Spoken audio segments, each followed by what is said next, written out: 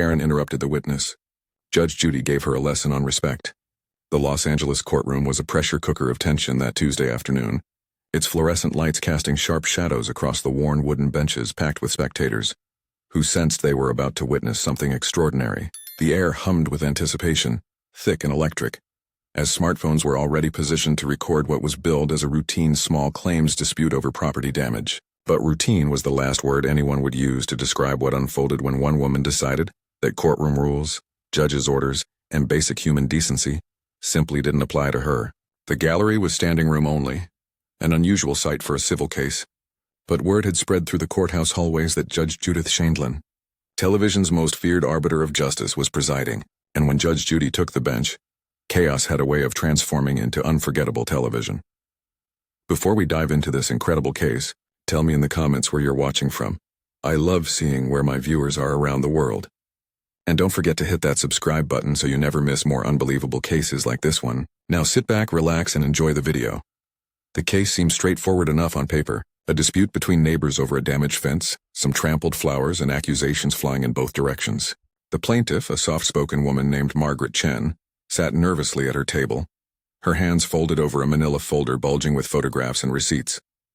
She had dressed respectfully in a modest navy blazer, her graying hair pulled back neatly, every inch of her demeanor screaming preparation and respect for the process. Her evidence was organized, her witnesses lined up, her case built methodically over weeks of careful documentation. She understood what everyone who enters a courtroom should know, that justice operates on order, procedure, and mutual respect. But across the aisle sat the defendant, a woman who would soon become internet infamous simply as Karen. Dressed in an expensive cream-colored pantsuit that screamed entitlement, arms crossed defiantly over her chest, she exuded the unmistakable energy of someone who had spent her entire life getting her way through volume and audacity. Her perfectly highlighted hair, designer sunglasses perched atop her head like a crown, and the way she checked her phone repeatedly while the bailiff read the case details. All these told a story Judge Judy had seen 1,000 times before. This was a woman who believed rules were suggestions, that authority was negotiable, and that if she just spoke loud enough and long enough, reality itself would bend to her will. Judge Judy entered with her signature brisk stride, black robes flowing, her sharp eyes already scanning both parties with the precision of a surgeon, preparing for a complex operation. At 78 years old, she had presided over thousands of cases, dismantled countless lies, and humbled more entitled defendants than anyone could count. Her reputation preceded her like thunder before lightning. When she sat down and opened the case file, the room fell into respectful silence. Everyone except Karen, who sighed loudly, rolled her eyes, and muttered something under her breath that made her attorney visibly wince. What happened next would be replayed millions of times across every social media platform, dissected in law schools, and remembered as one of the most savage displays of judicial authority ever captured on camera. But first, someone had to push Judge Judy far enough to unleash it. Judge Judy adjusted her glasses and glanced down at the case summary, her expression unreadable, but her energy commanding absolute attention. "All right, Miss Chen," she began, her voice crisp and authoritative, cutting through the courtroom like a blade. "Tell me what happened." Margaret Chen rose from her seat with visible nervousness, her hands trembling slightly as she clutched her folder. "Thank you, Your Honor," she said softly, her voice barely above a whisper. "I'm here because the defendant, Ms. Patricia Henderson, destroyed my property. She drove her SUV through my fence, ruined my garden, and then refused to pay for the damages. I have photographs, repair estimates, and a witness who saw everything." Judge Judy nodded, her pen already moving across her notepad. "How much are you suing for?" she asked. Margaret cleared her throat. $4,200. Your Honor, that covers the fence repair, the landscaping restoration, and the emotional distress of having my sanctuary destroyed. Judge Judy's eyebrow raised slightly at the mention of emotional distress, but she let it slide for now. "And you have receipts for all of this?" Margaret nodded eagerly, pulling out a stack of papers organized with colored tabs. "Yes, Your Honor. Everything is documented here. The fence company gave me 3 quotes and I went with the middle option. The garden center itemized every plant that needs to be replaced. I even have before and after photos showing the extent of the damage." From across the aisle came an audible scoff. Karen, or Patricia Henderson as the court documents named her, shifted in her seat with theatrical exasperation, her arms tightening across her chest. She leaned toward her attorney, a young man who looked like he'd rather be anywhere else on earth, and whispered loudly enough for half the courtroom to hear, "This is such a waste of time."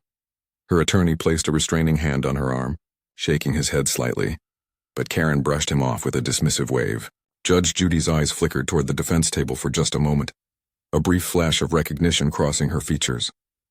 She had seen this type before. Many times, Ms. Chen, Judge Judy continued, returning her attention to the plaintiff. Walk me through what happened. Start from the beginning. Margaret took a steadying breath and began her story. Your Honor, Ms. Henderson and I have been neighbors for 3 years. For the most part, we kept to ourselves. But about 6 months ago, she started parking her SUV partially on my property. Because her driveway was too full, I asked her politely several times to stop, but she ignored me. Then, 2 months ago, she was backing out of her driveway, and instead of being careful, she just gunned it in reverse and crashed straight through my fence. The impact was so hard it took out 8 feet of fencing and destroyed my rose bushes that I'd been cultivating for 5 years. As Margaret spoke, her voice gained strength, the pain of the violation evident in every word. I ran outside immediately, and she was just sitting there in her car, talking on her phone like nothing had happened. When I knocked on her window, she rolled it down and said, "I'll get around to it," and then drove away. That was it. No apology, no offer to pay, nothing. I've called her 17 times, Your Honor. 17 times. She either doesn't answer or hangs up on me. I filed a police report, but they said it was a civil matter. So here I am asking for what's fair. I just want my fence fixed and my garden restored. Judge Judy was writing notes, her expression thoughtful. And you have a witness to the actual accident? Margaret nodded vigorously. Yes, Your Honor. My neighbor from the other side, Mrs. Gloria Ramirez. She was in her front yard watering her plants when it happened. She saw the whole thing, and she's here today to testify. Judge Judy looked toward the gallery where an elderly woman in a floral dress sat primly, her hands folded in her lap. Mrs. Ramirez, you're the witness? The woman nodded. Yes, Your Honor. Judge Judy made another note. We'll hear from you in a moment. Then Judge Judy turned her gaze to the defense table, and the temperature in the room seemed to drop several degrees. Ms. Henderson, she said, her voice level but carrying an edge that made everyone sit up straighter. What's your version of events? Karen uncrossed her arms and sat forward, her face already twisted into an expression of aggrieved victimhood. Your Honor, this whole thing is completely blown out of proportion, she began, her voice dripping with condescension. Yes, I accidentally tapped her fence while backing out, but it was barely damaged. She's making it sound like I demolished the Great Wall of China, and those rose bushes? They were half dead anyway. She's just trying to extort money from me because she knows I have it. Judge Judy's pen stopped moving. Did you pay for any of the damage? She asked flatly. Karen waved her hand dismissively. I told her I'd take care of it when I had time. I've been very busy. I run 3 businesses, Your Honor. I don't have time to deal with every little fender bender. The words hung in the air like a confession. Judge Judy's expression didn't change, but everyone in the courtroom sensed the shift, the subtle tightening of her jaw, the way her fingers drummed once against her desk. I see, she said quietly. Ms. Chen, call your witness. Gloria Ramirez rose from the gallery with the quiet dignity of someone who had lived long enough to know that truth and patience always won in the end. She walked to the witness stand, her sensible shoes clicking softly against the courtroom floor, and placed her hand on the Bible as the bailiff administered the oath. Do you swear to tell the truth, the whole truth, and nothing but the truth, so help you God?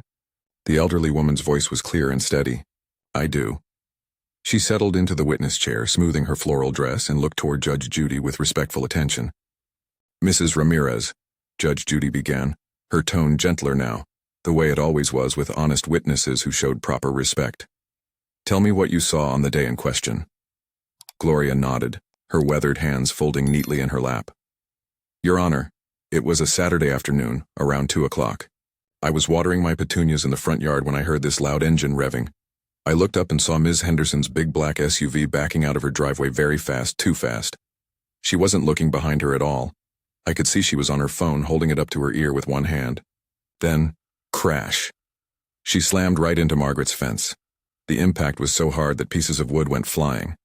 Some of the fence posts were completely knocked over, and her beautiful roses, the red ones she was so proud of, were just crushed under the tires. As Gloria spoke, her voice carried the weight of genuine concern, painting a picture so vivid that everyone in the courtroom could see it happening. I dropped my hose and started walking toward the accident because I thought maybe she was hurt or in shock.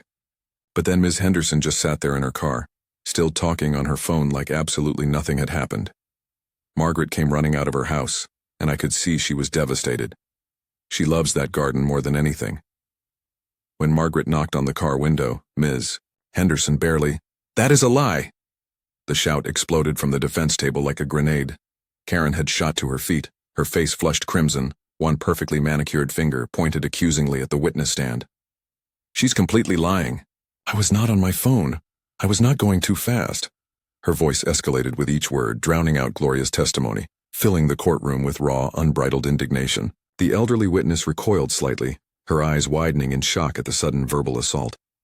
Judge Judy's head snapped toward the defense table, her expression transforming from professional neutrality to something far more dangerous. "Excuse me?" Her voice was quiet, deadly quiet, the kind of quiet that preceded earthquakes. But Karen was too far gone in her righteous fury to notice the warning signs. "I don't have to sit here and listen to this woman lie about me," she continued, her voice shrill now, bouncing off the courtroom walls. "This is ridiculous. She's making things up. You can't let her say these things."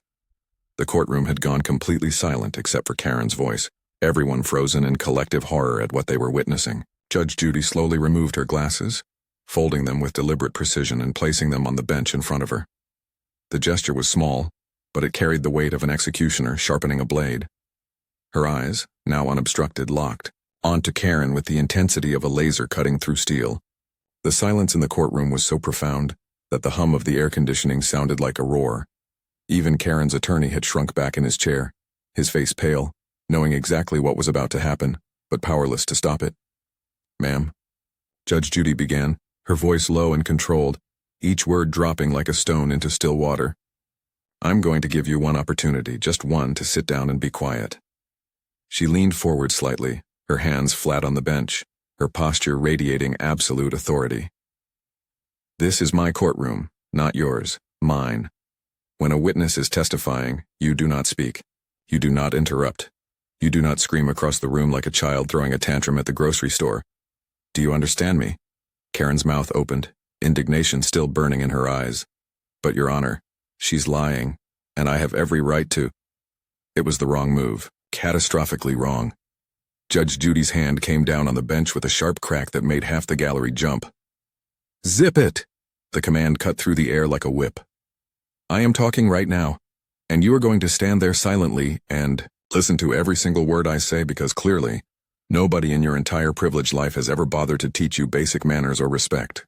The transformation in Karen was instant and visible.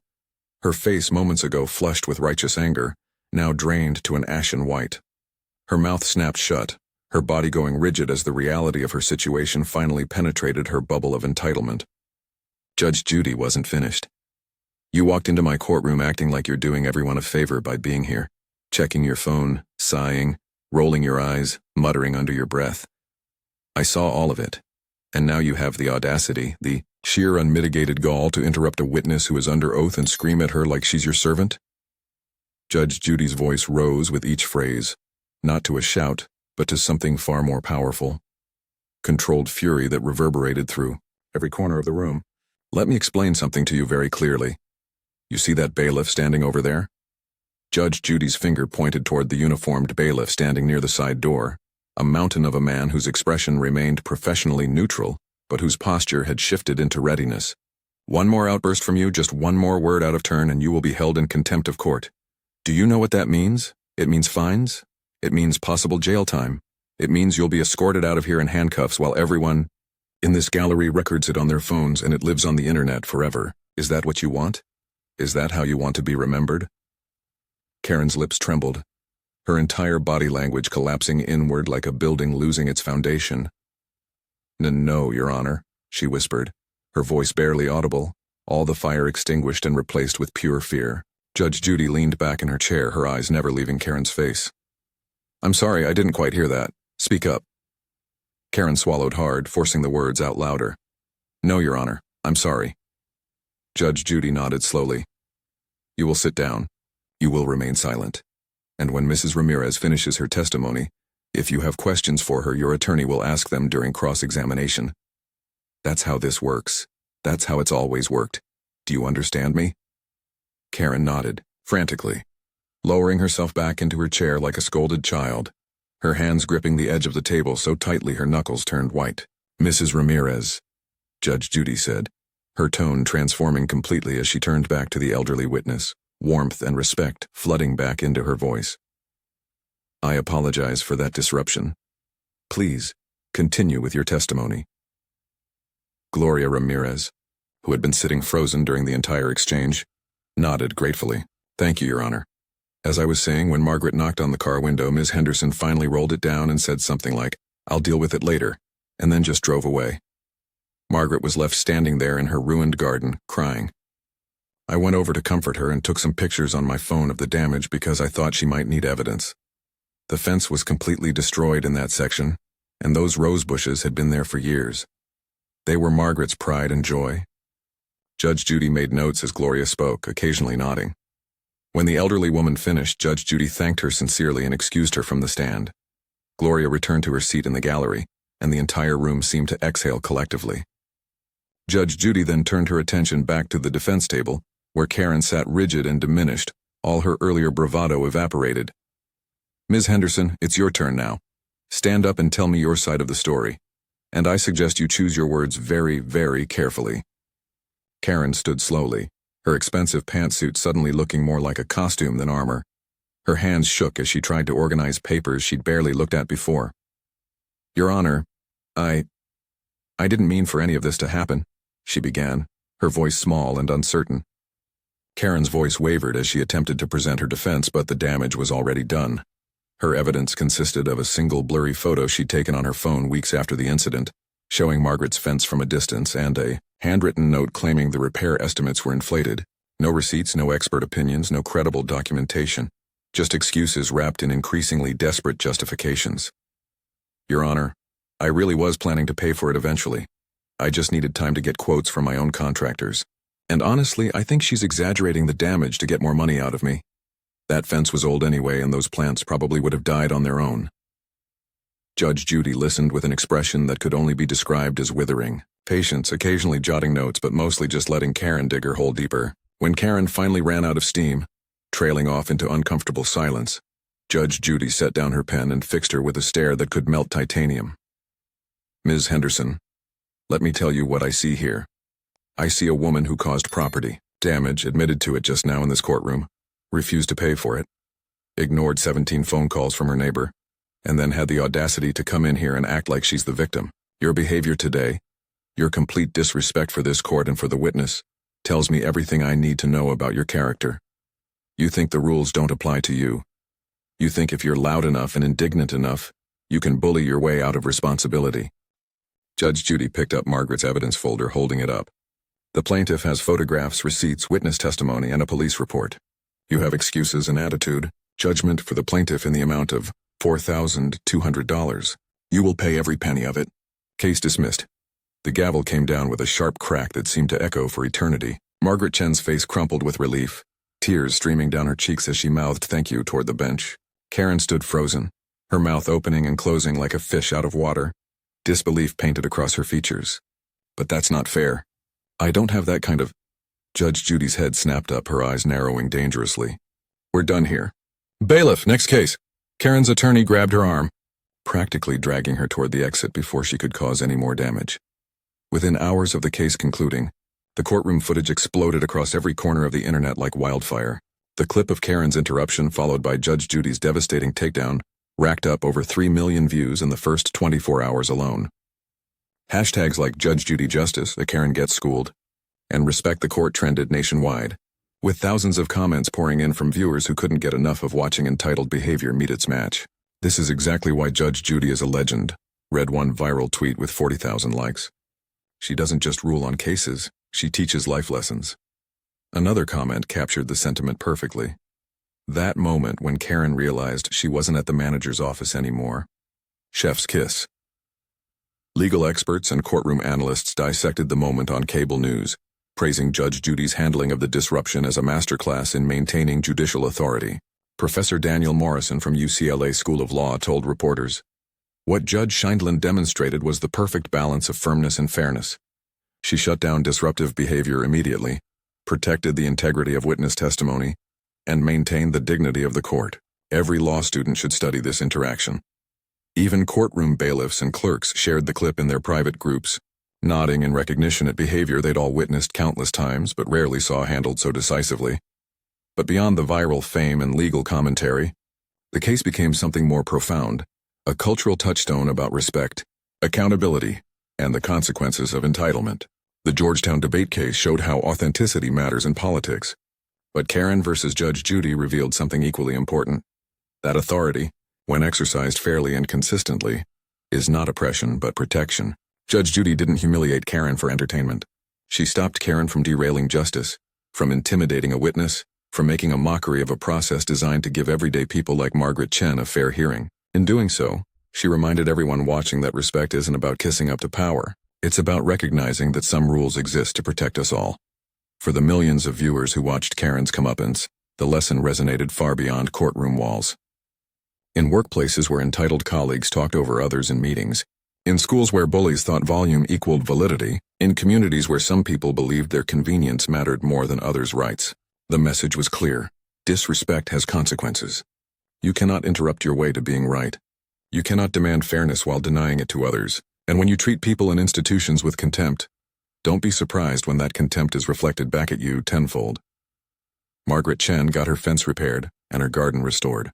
Karen paid every dollar of the judgment, her name forever attached to one of the internet's most memorable lessons in humility.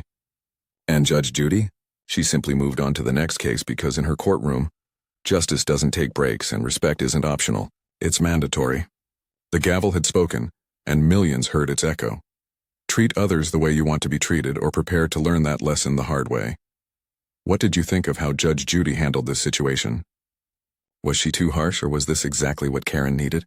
Drop your opinion in the comments below. And if you loved watching entitled behavior get shut down by real authority, hit that subscribe button and turn on notifications because we've got more incredible courtroom justice stories coming your way. Share this video with someone who needs to hear this lesson about respect. Thanks for watching and remember, respect costs nothing, but disrespect can cost you everything. See you in the next one.